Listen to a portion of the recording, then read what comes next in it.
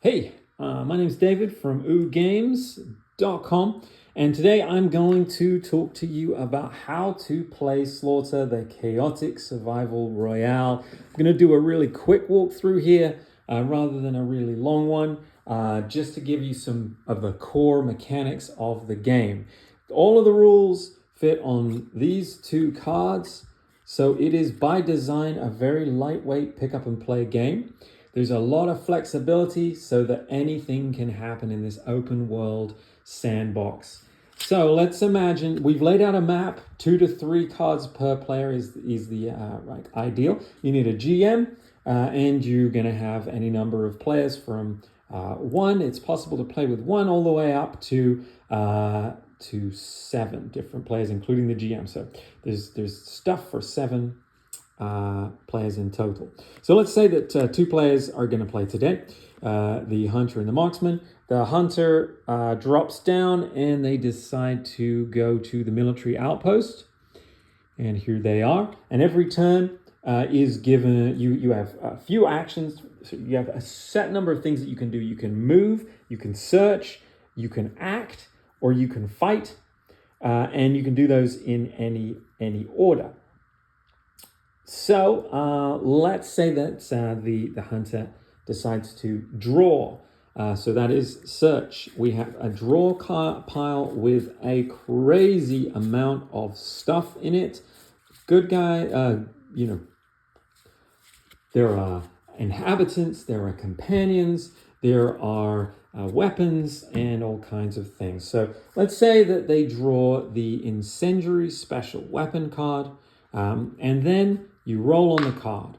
So this is a 10, a 0 on a d10 is a 10.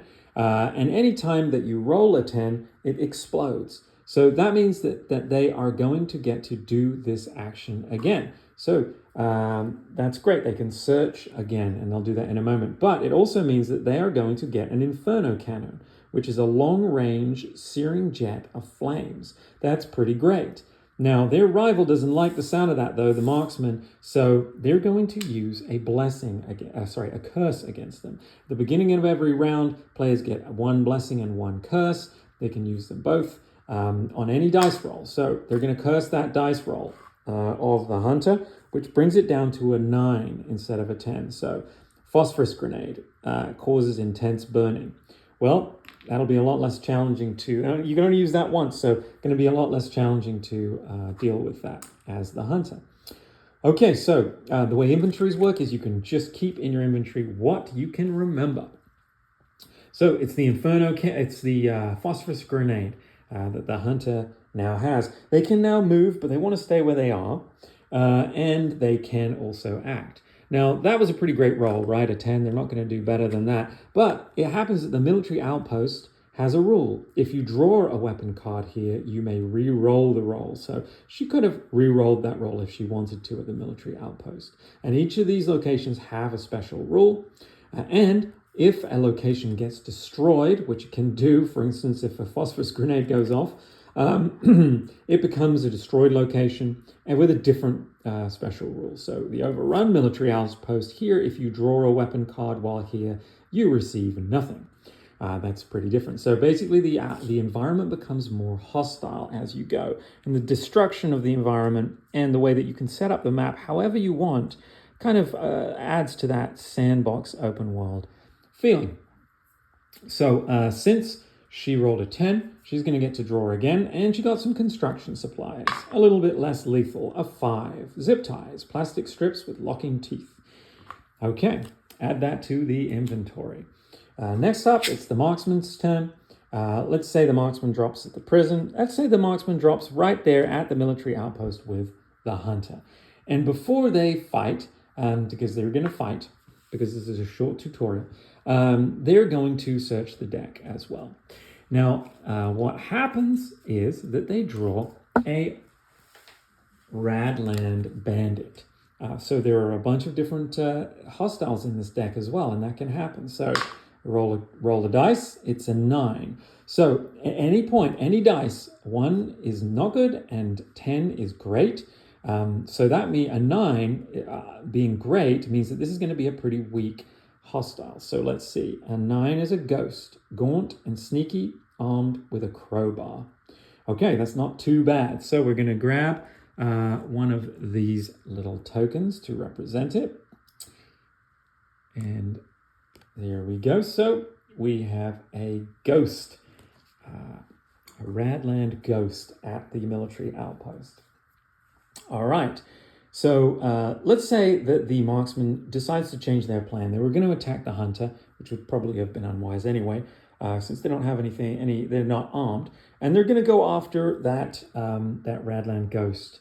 So they're just going to go with their fists because they don't have anything else at the moment. So this is how combat works. The attacker describes their approach to the combat. So they just found this ghost rifling through, some box of equipment. And they're going to sneak up on it, and they're going to ram its head through the wall. That's their plan, okay? So then the GM says, okay, well, based on your plan, I'm going to give you a modifier. Red is negative and green is positive. So in this instance, that's not a great plan. You don't have any weapons. I'm going to give you a -1 modifier for that plan. And that you can do any modifier up to 6. And then the defender says, okay, well, and in this instance, it's the GM.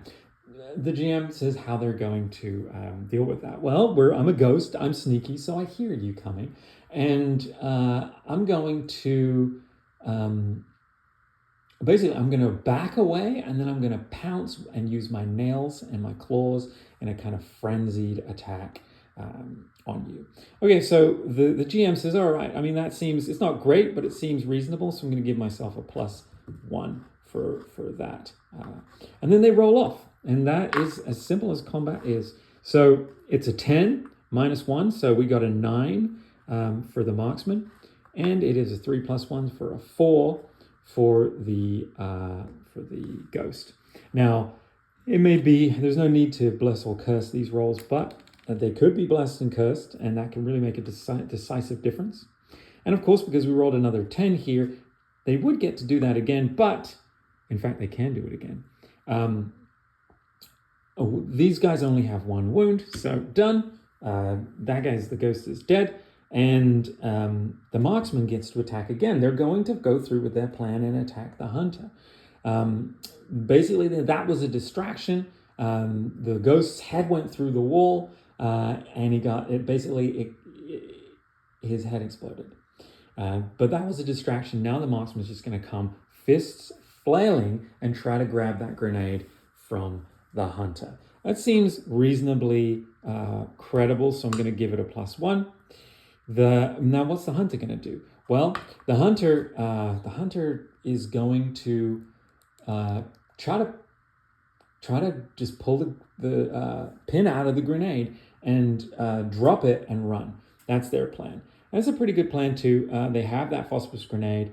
They don't have the upper hand on the initiative. Let's give them a +2. So they roll off. It's a 9 and an 8. So the grenade got dropped. It exploded under the marksman, and the hunter managed to get away. We assign a wound to the marksman, like so. Everybody has 2 wounds. Oops, they're on the wrong side. And once they lose all of their wounds, they become a shade.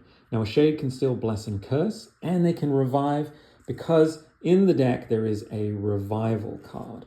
There's just one of them in a deck of 60 cards. And that is why the church should always be in every map, because at the church, shades can draw 20 times, unless the church gets destroyed, and then they can only draw 10 times in order to try to get that revive card. So the church is where the shades go to try to revive. All right, so, but here we have it, the marksman, 1 wound left. Neither of them have any weapons.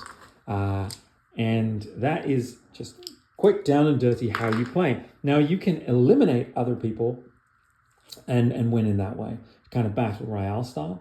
But you can also, after round 3, if you draw a endgame card, it gets initiated. And there are 6 different endgames. This one is infected, and basically you become a zombie, and you win by infecting other players. And there are lots of different scenarios that basically result in all kinds of fluid alliances and epic showdowns. Yeah, and those are really the core mechanics of the game and how the game is played. You can also do actions like fortifying and traps and things. And of course, there are inhabitants and there are friendlies that you can collect as you go and interact with in compounds and in other places. But those are the core mechanics of the game. I hope that you get Slaughter and you see what this is all about. It was inspired by a group of scouts who I'm the assistant scoutmaster, and they would play this free-form, free-flowing role-playing game every evening that they were out together. And really, they just had one dice, and I thought, hey, we can create a lot of the chaotic, sort of crazy energy of this game, but with a little bit more structure, enough structure to really kind of make it easier on everyone. So here it is. Enjoy.